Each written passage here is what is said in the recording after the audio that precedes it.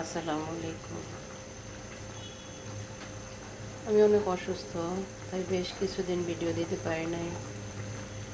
আজকে রান্না হচ্ছে শক্ত মুরগি দিয়ে দেশি লাউ। আমি রান্না করতেছি না, যদিও সব কিছু খালা করে গেছে। আমি শুধু নামাবো এখন। হয়ে গেছে প্রায়, নামানোর এটা কাছাকাছি চলে আসছে। অনেক দিন আপনাদের সাথে কথা নাই, অনেক দিন ইউটিউবে ভিডিও দিতে পারতেছি না। প্রচুর পরিমাণে জ্বর ছিল।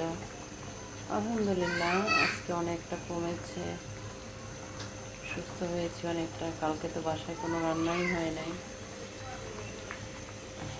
এই তো আজকে লাল মুরগি দিয়ে দেশি লাউ আর হচ্ছে ভেন্ডি ভাজিটা কেটে রেখে গেছে খালা, এটাও করবে।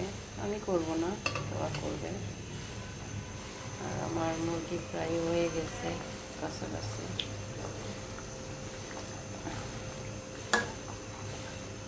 শুধু জিরার গুঁড়াটা দিয়ে নামায় ফেললেই হবে।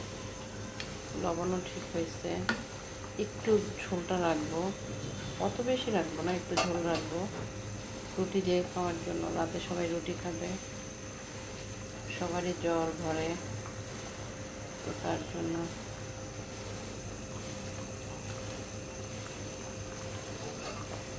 দেশি লাউ দিয়ে অনেকেই অনেক অনেক জায়গায় খায়, আবার অনেক জায়গায় খায় না। আমাদের বিক্রমপুরে কখনো এটা দেখি নাই, বাট আমি শিখছি অন্য দেশের অন্য এলাকার মানুষের কাছ থেকে।